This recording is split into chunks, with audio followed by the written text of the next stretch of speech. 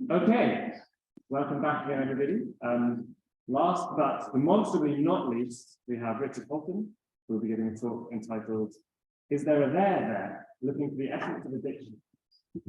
Over to you. Thank you. So there's a handout. Does everybody have the handout? Anybody not have the handout? I have some more handouts. It's always embarrassing when you give out too many. You should have to do it. It's like they get people to a crowded room and it's a buzz. It's a handout.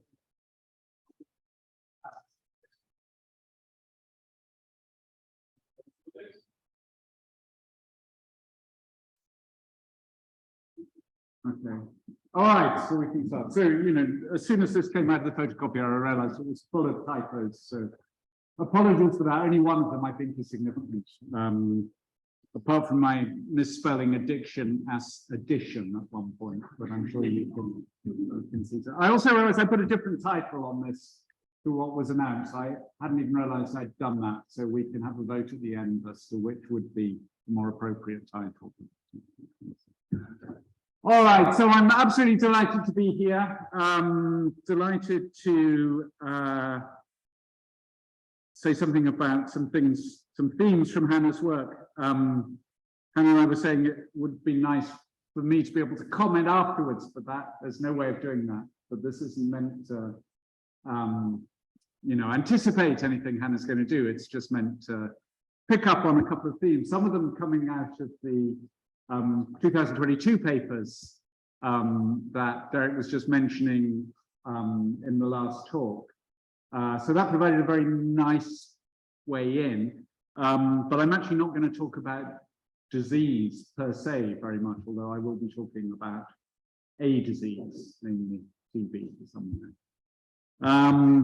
Okay, so one of the lovely things and very insightful things about Hannah's work has been this focus on the idea that addiction is much more heteronomous and much less singular than many people in the literature would have us think. And that's actually, that was actually a theme of much of what Anka said. I understand it's probably a theme of some of the things yesterday. So I'm sorry to have missed yesterday. And I think, I am utterly on board with that. I think far too long people have kind of looked at addiction and said, well, here's the real case, and all the others are not really in. We've got to pick out the essence of it. But what I'm interested in is thinking about not specifically whether there's a kind of disease there, but whether we can draw any lessons from the very diverse presentation that addiction gives to what's happening. That is, should we think that this diverse presentation is indicative of there really not being a very unified phenomenon here at all? Or whether there are ways of thinking, no, actually there is some unity to what's going on here. But what we've got to recognize is that social and environmental factors can give rise to a very different presentations of something which has a certain degree of unity. I don't really have any answers to that. What I want to do is just kind of enrich our palette a little bit by looking at some other cases, rather than actually drawing any particular conclusion. So I'll try not to talk for too long. It's late in the day, and leave plenty of time for us to have some discussion about that until people have got some views around it. All right, so let's have a look at some of these forms of variety. I've just put some on the handout here. So there's one big difference is between those people who are affected and those are not, and those who are not. So that, by which I mean those people who seem to show addictive responses to certain substances, and those who don't. So, famously, alcohol is taken by most people in the Western world. And most people in the Western world, like fewer nowadays, are students are drinking less than we were when we were their age, apparently. But still, most of them are drinking, but most of them are not becoming alcoholic. So there's some interesting feature about, what it is that gets some people into a state of addiction when consuming the same kinds of things, which other people are not getting into addiction from. And then there are differences within those who are affected, obviously. So addiction presents very, very differently across different substances, but also across different individuals, across different substances taken at different times and in different places. And when we're looking at some of the factors that influence that, I've put three here. I mean, there are far, far more ways of thinking about it, but these three are kind of representative and I think probably important. They've certainly been important in a lot of the work that Hannah's done. So firstly, there are social and environmental factors, understood just as the very physical social and environmental factors. I was at a talk recently where someone put up a map of high addiction levels within the UK, and then morphed that into a map of high social deprivation in the UK. And the two maps just overlap. I mean, it's just like you want to know where addiction is high, look where social deprivation is high, and vice versa. So clearly, you know, there's some causal connection there. This cannot be purely coincidental, and it doesn't look like it's just a reporting feature. It looks as though there is actually something happening there. So social and environmental factors. But secondly, the social factors understood more conceptually than that. So issues around social categorization. So issues around how people think about addiction. Especially in the first case, thinking about how people who are not addicted to anything think about people who are addicted to things. But also about how people who are addicted to things think about other people who are addicted to things. So social categorization, which is not first person. But then finally, self-categorization. So Hannah's done a lot of work on this, thinking about the ways in which very often addicts in some way self-identify as addicted, and how this can be a really important feature of their social standing, for better or worse. I've been interested in a related phenomenon, this idea of self-signaling, so that I think people very often use addictive responses they have as giving themselves information about themselves, so they can get into this cycle of reading off how things are going for them, how strong their cravings are, how they've behaved, in order to then make predictions about what they'll do in the future, where there's obviously some slightly strange looping behavior that gets going there. All right, so once you start thinking of this massively heterogeneous presentation, one thing you might think is, well, what this really shows is that all that holds addiction together is basically us classifying these things together as addictions. So in the olden days, we would have thought of that as a form of nominalism, right? I mean, it's nominalist in the sense that you don't think there's anything more to a property here than that we put a name on it and hold it together. In slightly more sophisticated, at least late 20th century terminology, we could think of this as a judgment-dependent concept. And a model for this would be something, the way that a lot of people think of color, as a development of certain secondary quality ways of thinking about color.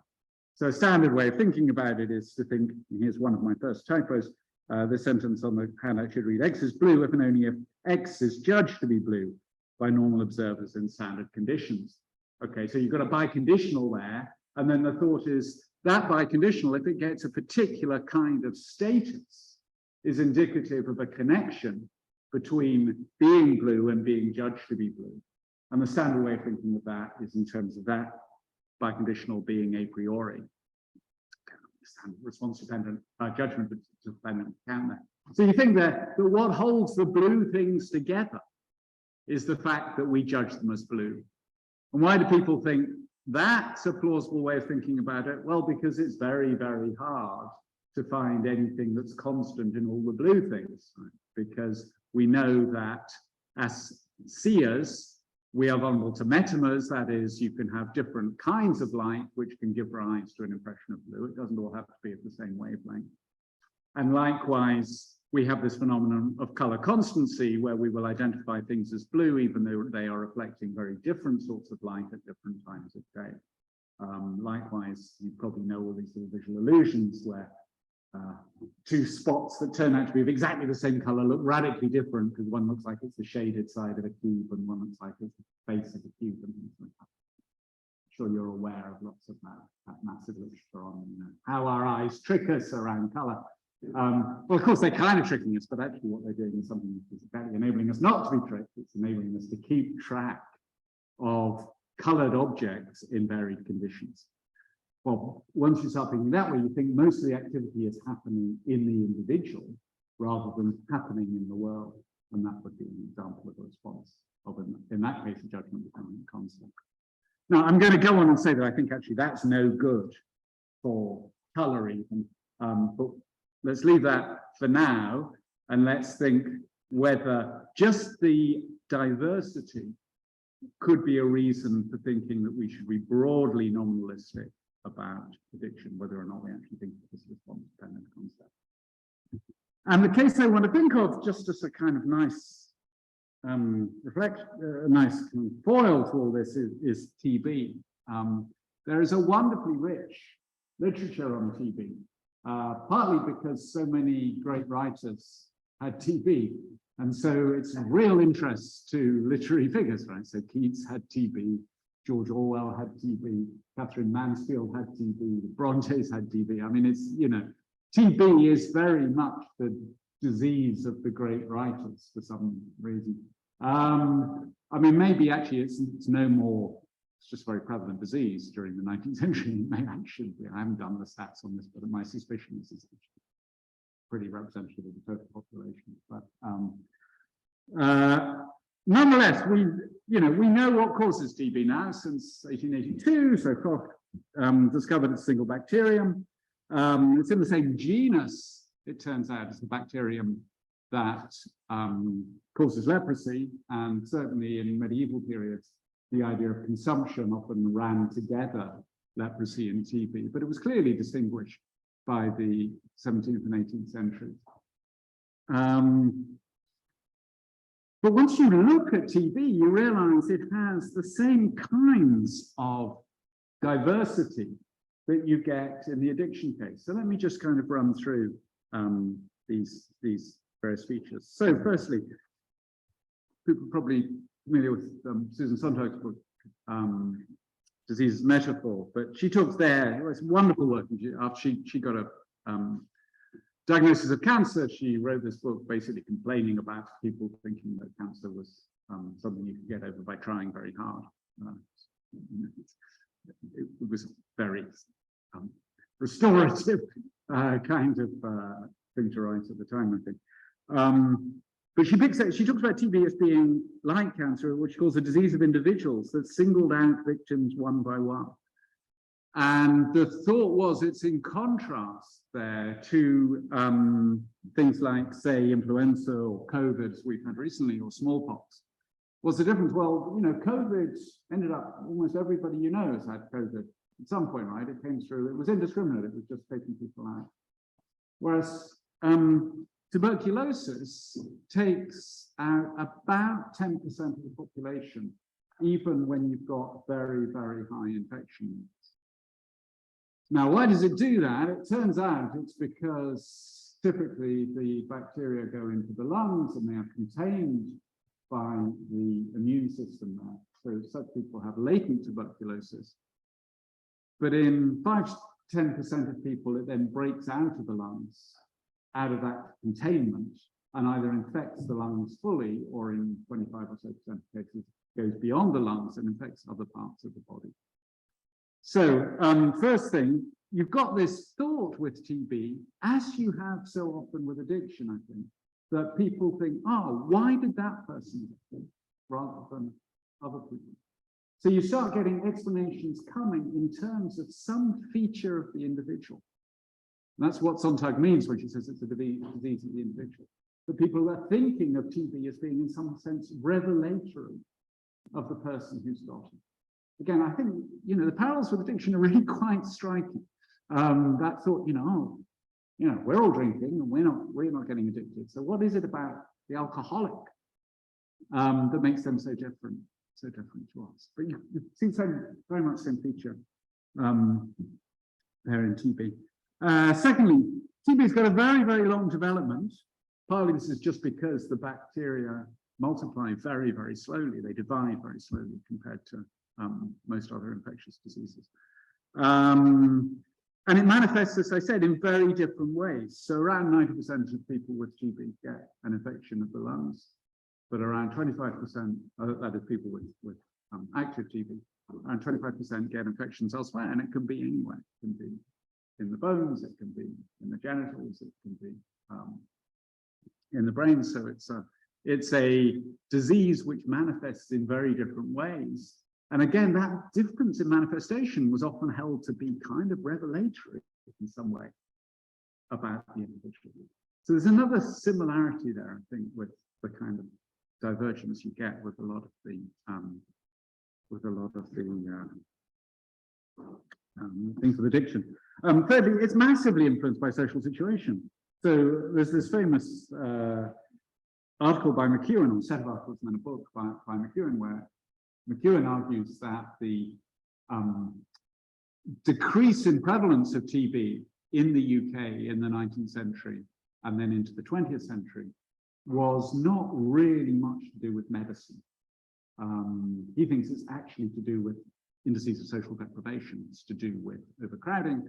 It's to do with malnutrition, features like this. Now, quite how insignificant medicine and hygiene and so on were is subject of massive debate, but I think no one thinks it's not to do with issues around overcrowding and malnutrition and things like that. That certainly massively influenced.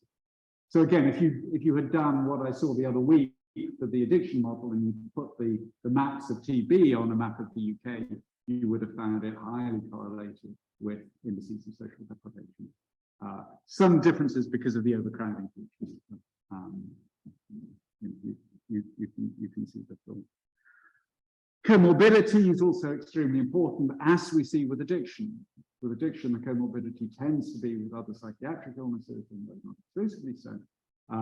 With TB, comorbidity is extremely important, and we see that currently with AIDS.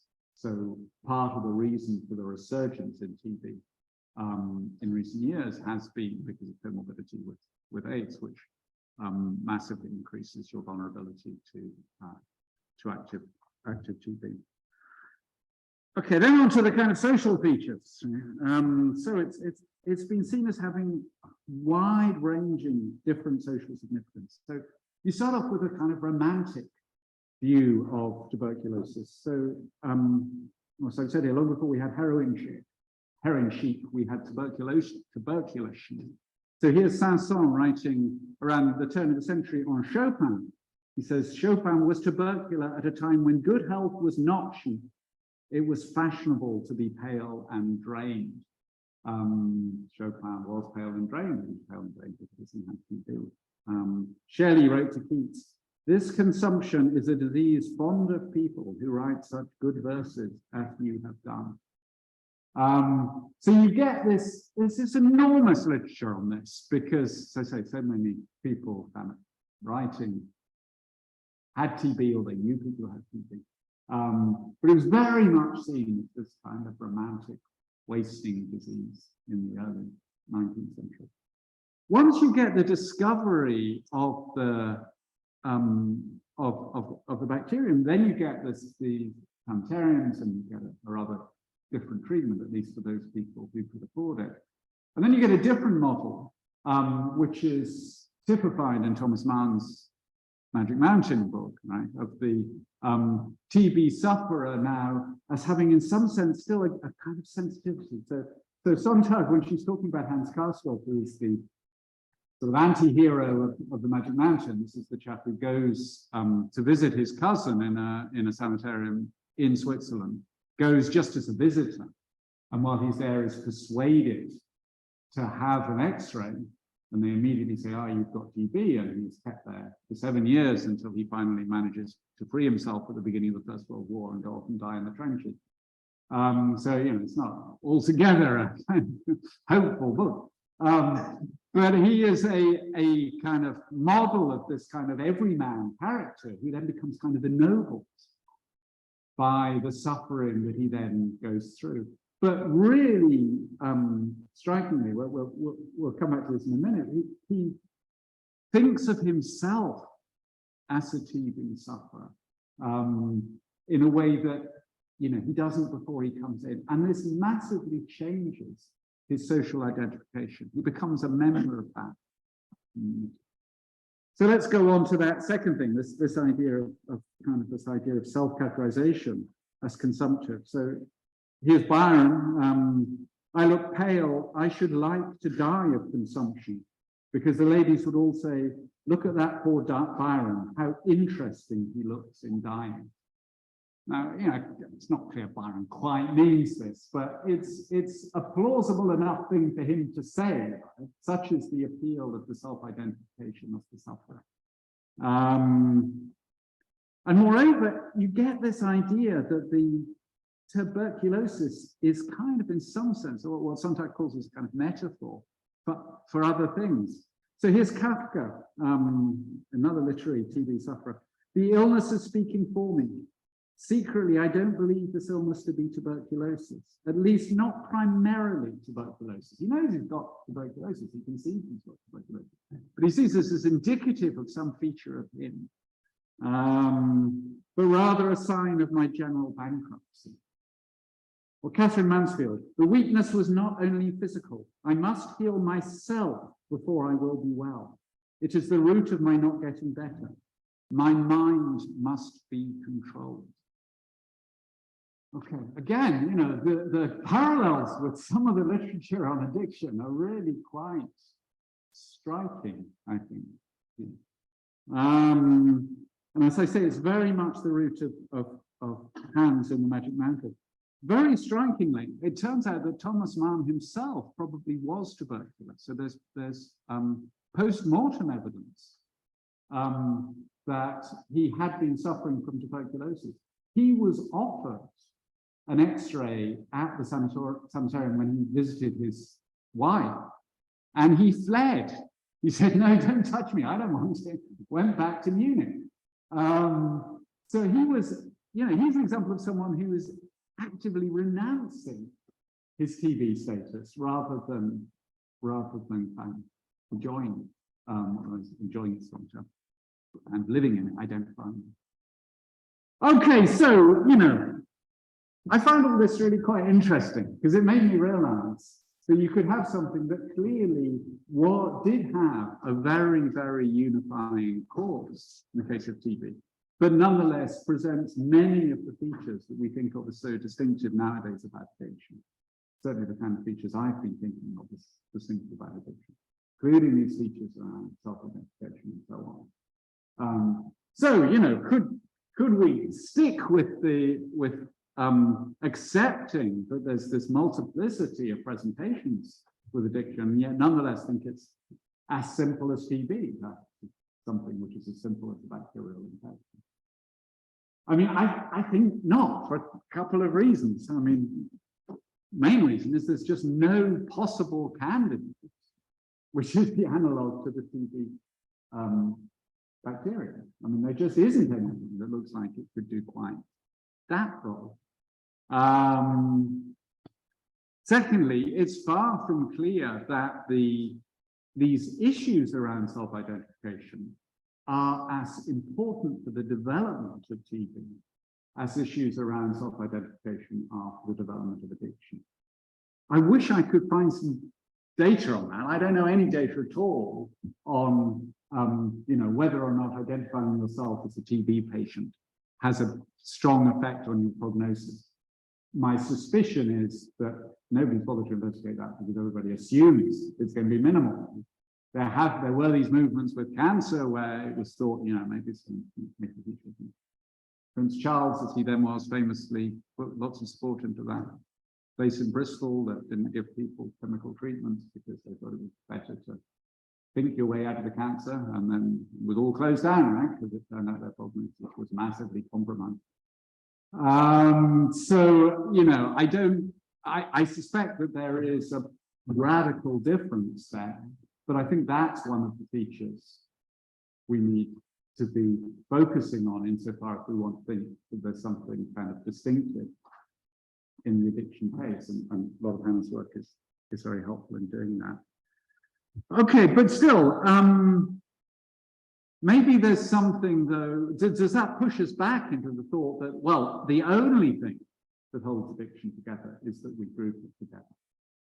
I mean, again, I suspect that is too simple. And I think when we think about the case of color with a bit more care, we'll realize that it was too simple even for the case of color. So maybe thinking back again about color can give us a little bit more purchase on how we should think about, or how we might think about addiction.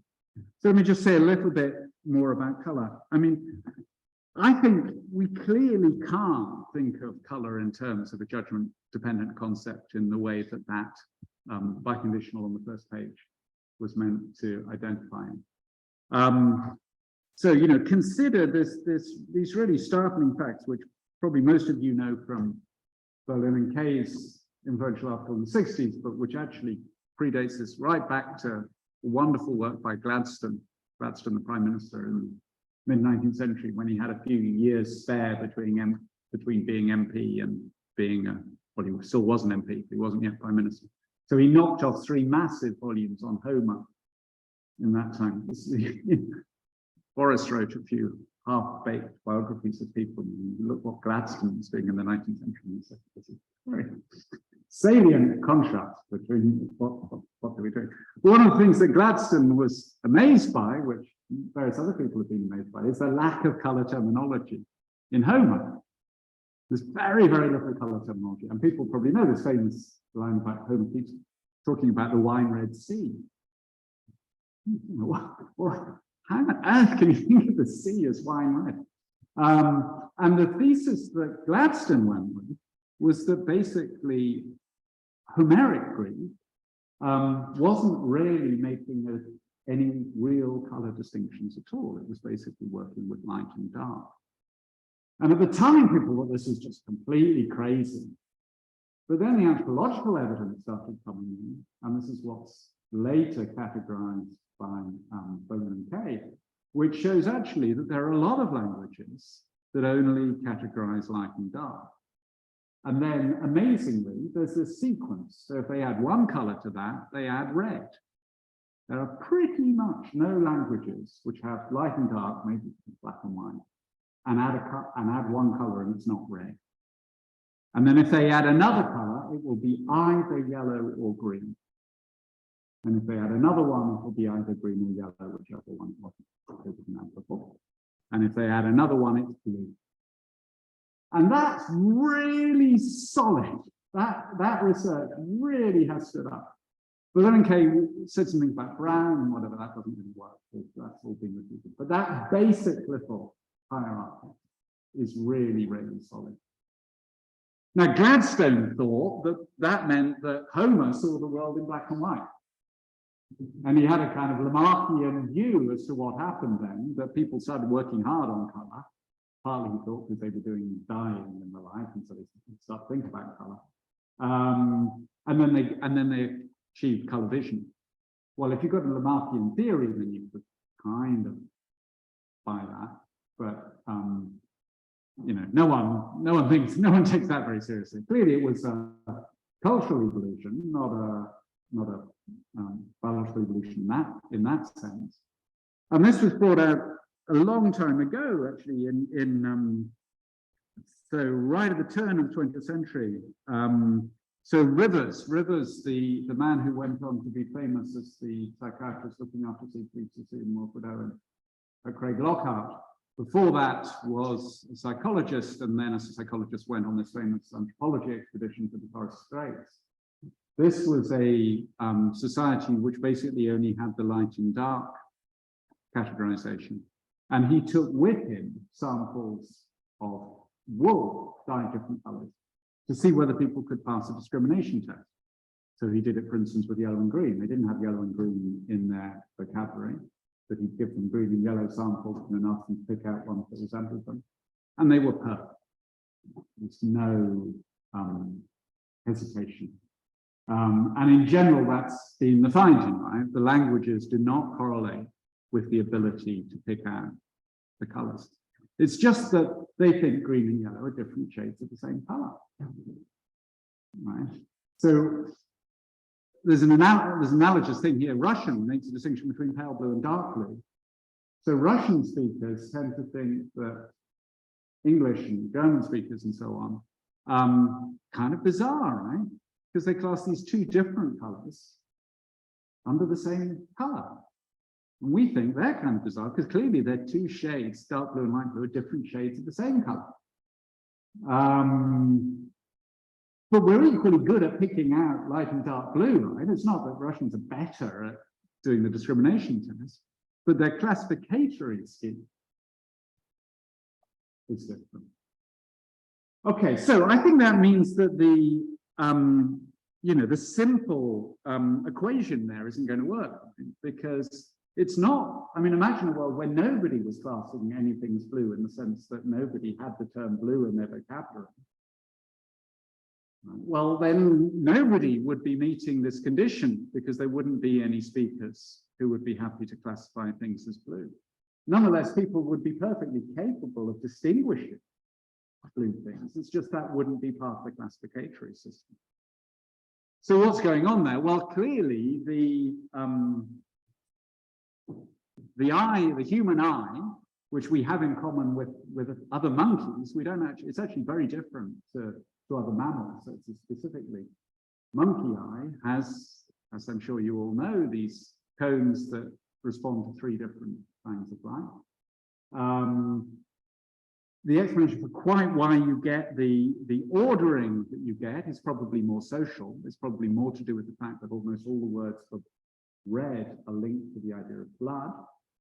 So red looks to have been a highly, highly significant color early on. Blue, the last ones we got, actually not very many things naturally are blue.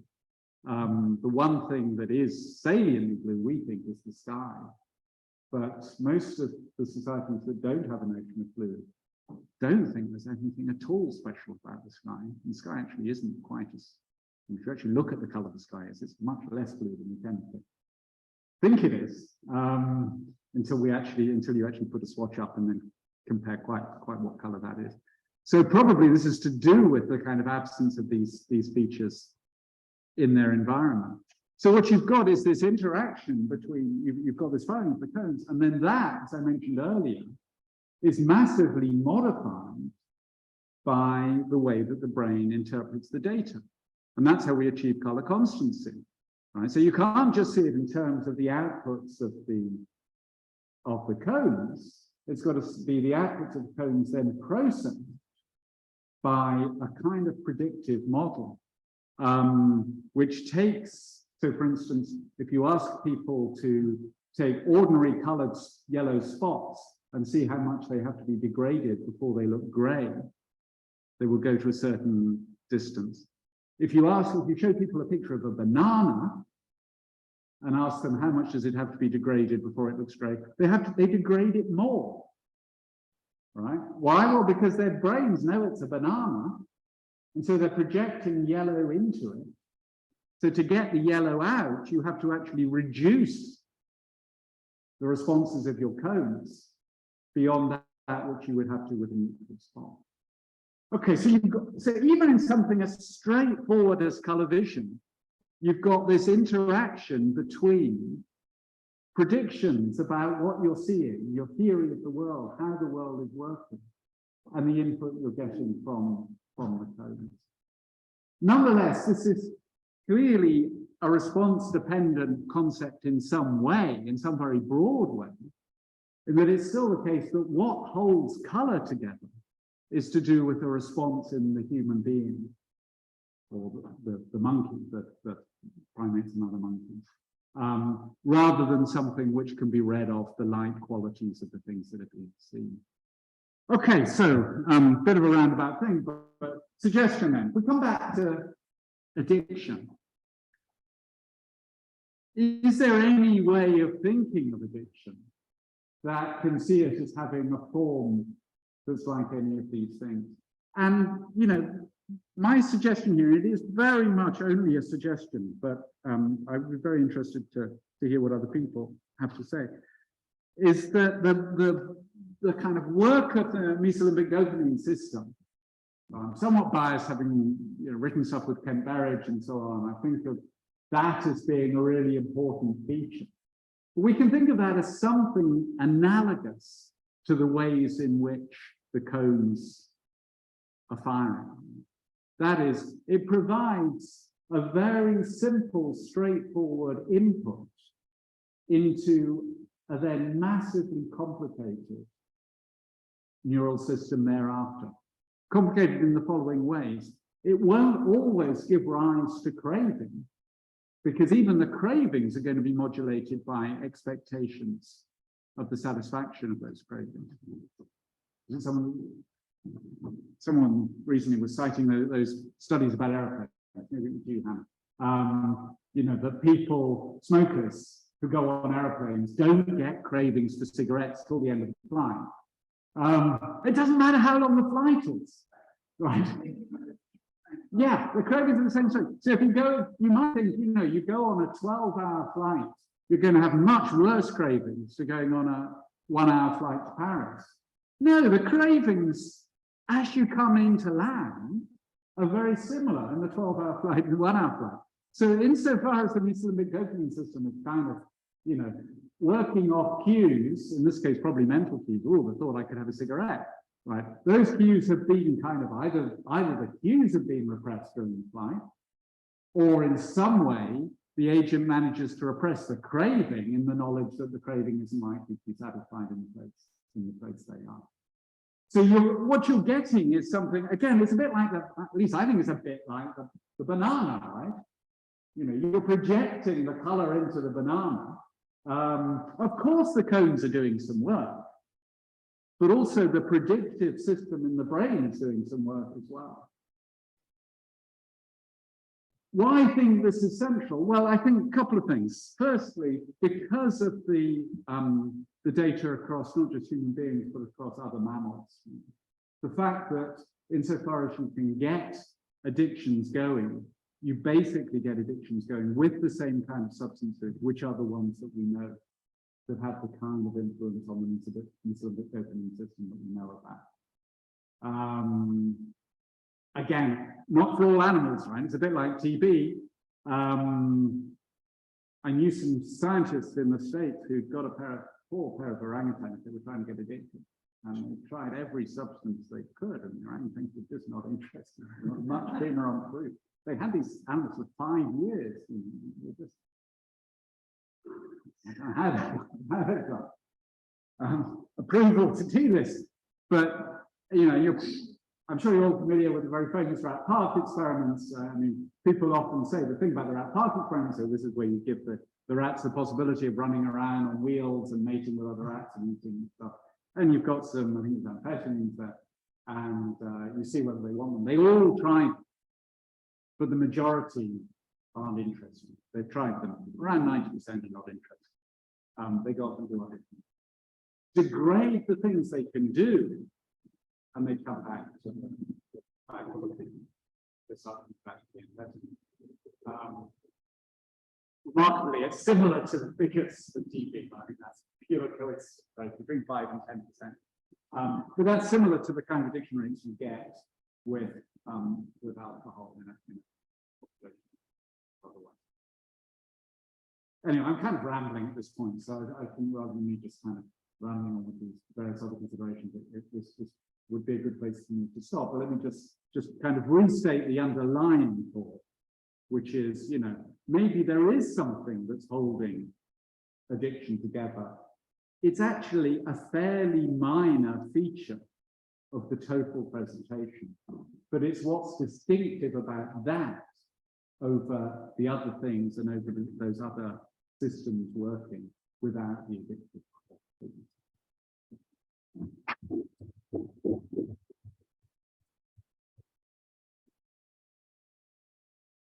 As always, we'll just take a 30 second to 1 minute break, breath, and then we'll have a Q&A.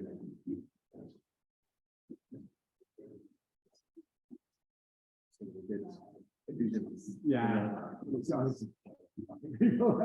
Yeah, but they do kind of question, make you think about the kind of background. Yeah.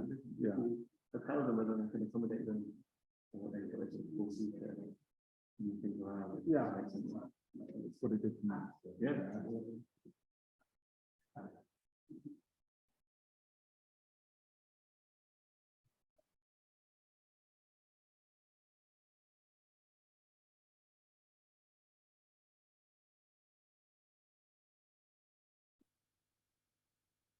People have stayed very much put this time rather than all scampering off the toilets and drinks. So perhaps we'll just get started with the Q&A now. So if you keep your hand up until I've sort of seen you and given you a nod, and then I'll go down the list.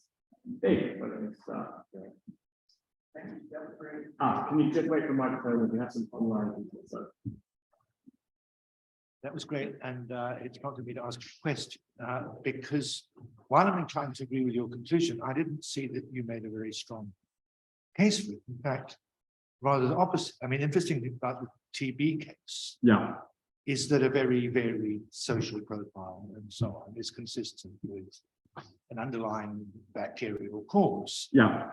And so I didn't see why you didn't just take the same view about addictions, that the underlying cause is the dopamine caused cravings associated with cues, and then there's a social profile depending on the individual's condition, whether that leads to bad results. So I mean, it looks like TB rather than I didn't see where all the kind of response dependence. I see. I'm prepared to believe it. Okay, so good.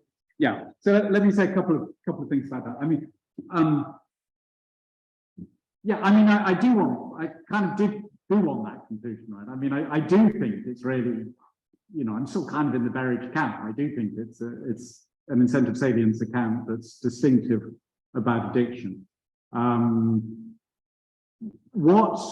So why is it different to TB? Well, it's different to TB, I think, for the reasons I gave, partly because we've got to think this is to do with the ways in which we interact with different substances. So it's different to TB in the sense that with TB, you've got one thing coming in, right? Namely this particular bacterium.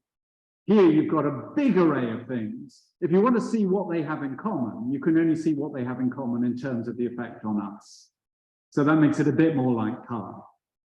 So that, that was the first thought. The second thought was a skepticism in the TB case that the self-conception is going to have a very big difference on the progression of the disease. Whereas I suspect in the addiction case, the self-conception has a very large impact on the progression of the disease. So that, that's the way it differs. But in other ways, yes, I do want to see. Yeah, what's really distinctive is that you get these cue-based cravings as a result of an overstimulation of the mesolimbic dopamine system. Yeah, that's what underlies. Yeah.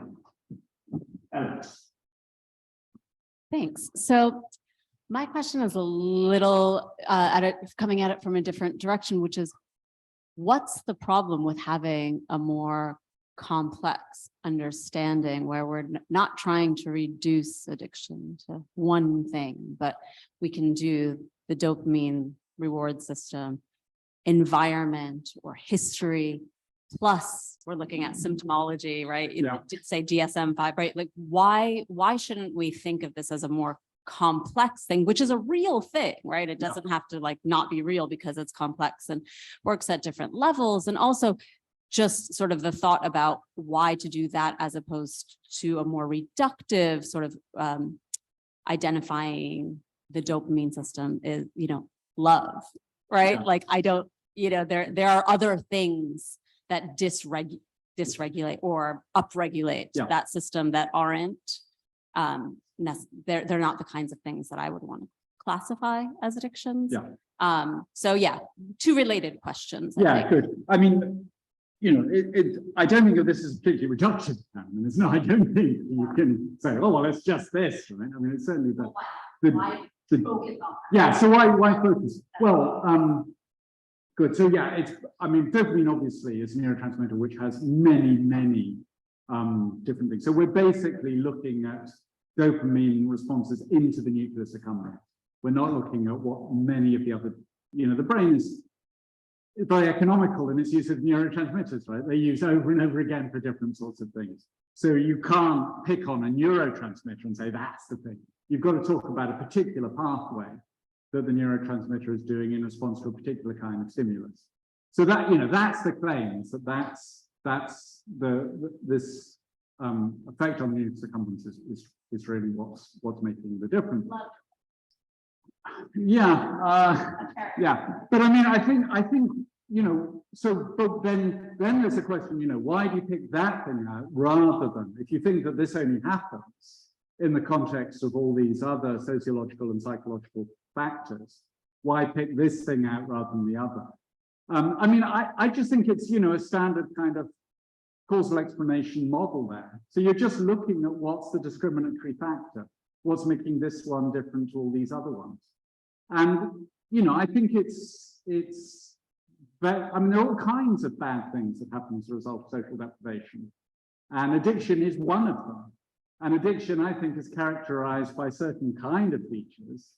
And my take at the moment is the most useful way of characterizing those features is to do with behavior that in some sense, well, it's the kind of thing that Anka was talking about with the, people saying things like, I really don't want to do this and I do want to do this. Or, I really think this is dumb, but I still feel the desire and something like that. I mean, addiction does present that as a very distinctive phenomenology. And I think this gives some kind of explanation for why that can be so.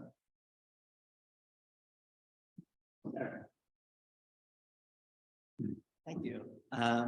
You can think of this as, I think, a follow-up to the first question. There's a line in the handout where you talk about a simple disease model for addiction, and I'm wondering if TB might be quite complex as well, and maybe and such that it's not really a difference in kind. Lots of big differences in degree to addiction. So you mentioned how self-perception will be quite different as an effect on symptoms and development of the disease. Absolutely, although that seems like a big degree rather than kind. And then as far as the causal infectious factor, it seems like it's the organism is a necessary cause, but it's not going to be sufficient because because of the way the immune system and not get the infection, and it's also not going to be specific. It seems because there's your standard pulmonary TB, but then there's also cutaneous TB, and those are generally thought of or treated very differently, completely different symptoms, and so then it seems it doesn't seem like we have a simple disease model. That we might have infectious diseases, you need to have something infectious. But then psychiatric diseases, you need to have something psychiatric. So, why don't we bring in TB into this sort of response dependent zone? No, I wasn't thinking that TB was a simple disease. I mean, this was meant to be an example of something that's got a fairly simple etiology, nonetheless having a very complex presentation. I mean, I'm not really fighting on this on this point. I just think that it's that because you have the presence of a bacterium there, and as you say, pulmonary is the most common. It's 90% of active TB does result in pulmonary TB, even if there are associated symptoms somewhere else. And there are a number of people who actually are asymptomatic, even though they have active TB. So they're infectious. They've got TB coursing through them. They haven't isolated it, but they're completely asymptomatic. Anything up to 10% is reckoned. It's a complex presentation, but it is held together by this bacterium. And I don't think there's anything we can do that's quite as neat in the addiction case, even if you think that the kind of activity of the mesolimbic dopamine system is really crucial. But I agree, it's kind of a matter of degree, and I can't see an obvious, point of differentiation there, other than saying, well, there's a bacterium here, and there's nothing quite like it.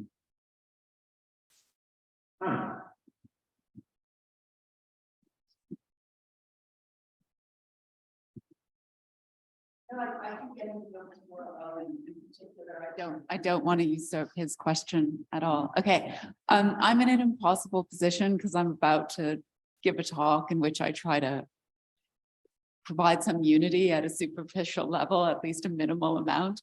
So Richard really should not have gone first because he's just pre-futed me, to use a term of net blocks, and I'm going to resist the temptation of just giving you all the hour talk now. That would be bad. So I want to ask three things which are not about that, but well, one is maybe a tiny bit about that, but are delaying that conversation for Q&A after my talk, okay? So the first is just about dopamine.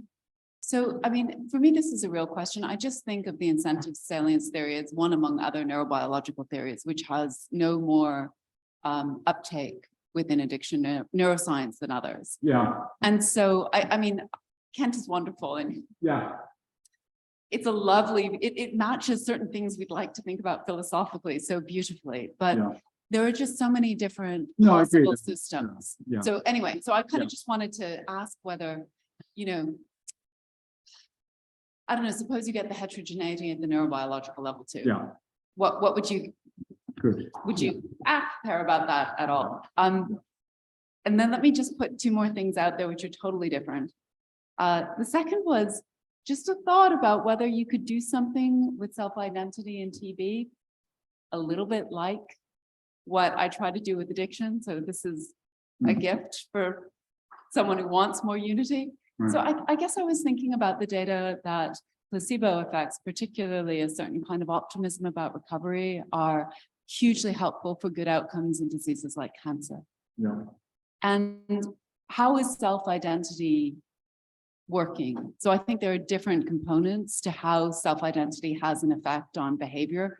But one, I think, does have to do with the idea of the expectation that I will use, making it the case that I will use. Yeah. Just the way in a case of a patient who's optimistic, when we think about how the placebo effect is working, is that the expectation of recovery looks like it's making it the case that the person has a higher chance of recovery. And of course, the mediating mechanisms are going to be different. In the cancer case, it'll have to do with that expectation on the immunological system or something like that. In the addiction case, it's going to be much more through psychological processes. But nonetheless, there was a kind of similarity that just seemed curious to me, and I was interested in your thoughts. The third thing was I just wanted to hear more about orangutans, because the first self-administration models were with monkeys who love heroin and cocaine. Yeah. And were easily taught to, first of all, wanted to take it, and second, to do things to help the administration. Yeah. When it was done through actual needles before they figured out how to do it in a slightly Yeah. more rigorous Yeah. setup. The experimenter had to do it, but the monkeys would like take the experimenter by the hand and take them over to where the drugs were and get very angry if it wasn't given. Yeah. So I was really surprised at the Yeah. I data was that thinking, yeah. orangutans don't like drugs. Yeah. Because everybody likes drugs. Yeah. Well, these two didn't. And were they always offered it together? Sorry. Were they always offered it together? Yeah, I don't know. I'm still in contact with the person who was doing this in Boston. So I will need to find out more about the orangutan. It's just a very striking feature, Yeah. right? They had these two orangutans who were not interested. And they had tried a number of different, so I think they started with amphetamines and then they moved to opiates. And they saw, I mean, they take a little bit, they couldn't get them addicted. They couldn't get them. But I don't know what, I mean, it could be that they were required to put them in a more exciting environment, right? Well, So, this may be, or that they always did it together. They had a pair, right? Because social, so all rats prefer social reward to drugs, even though Yeah. they love drugs when Yeah. they're on their own. Yeah. So in a context where they were being Yes. socially housed, that would have been a natural protection. Okay, all right, so good. we can find out Okay, about on it. the first point, yeah, look, I mean, like I said, I wasn't writing this model, but I know I'm utterly biased on this, having, worked with Kent a bit. I mean, if there is more heterogeneity there, then, fine. I mean, it seems to me very unlikely it would turn out that there was just nothing That is, that it was just kind of random stuff going off all over the place. Seems to me there might be a number of different mechanisms, and what we intuitively think of as addiction might involve more or less of those in particular cases. And I agree, that's absolutely an open question. And I think in a way, yes, that pushes for greater heterogeneity. I mean, you know, it's obviously with vision too, there's much discussion as to quite how much we can characterize this as to do with what's going on at the retina and how much to do with what's going on further up the visual cortex. And you know, part of my thought with that saturation issue was the thought as to how much you've got about predictive coding model or something like that happening there. So, you know, who knows really, I think at this point. Well, I didn't particularly want to go for what I mean, in a way, it was more just a kind of thought, look, maybe even if it is just this, we're still going to get these very, very varied presentations. Look at the TB case for a kind of analogy. It's only an analogy. Sorry, second question. Self-identity expectations in cancer and placebo effects. I mean, you know, my reason, so obviously again, the placebo research is moving kind of really fast now, and I'm not well up with it. I mean, it's very interesting that the open label placebos have been so effective, but didn't know about this. You know, it used to be thought that you had to believe it wasn't a placebo before it didn't do it. Well, it looks like actually you can be told it's a placebo, but you just got to be told that placebos work, and that's good enough. But if you ask the people, when you ask people what they think, then as Hannah says, it's not that they have to believe it's going to work. They have to have a state which is best described as something like hope. So you say, did you think this would work? Well, I really hoped it would, and it has.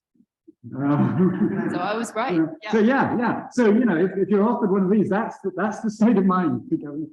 But I mean, it certainly used to be the case, and I think this is still so, that there were certain diseases that do not respond well to placebo, and others that do, which makes me think, you know, this isn't just to do with a general tendency of kind of thinking well helps. It's to do with the very specific ways in which the immune response or whatever else it is might respond to psychological things, and then it will depend on whether that immune response is an effective response, you know, whether you've got the T cells or whatever that would do the work anyway, even if you try to offer. So to that extent, you know, I just don't know, and I couldn't, in a couple of days just looking, I couldn't find anything on expectations on effects on TB, but it's something that I'm sure someone, especially given the research in TB, I'm sure placebo effects on TB is something that somebody as we speak is working on, and then we'll be another one. Unfortunately, that takes us slightly over time. We didn't quite get to everybody on the queue, but we're going to see the name of the chat up with anyone. So thank you once again.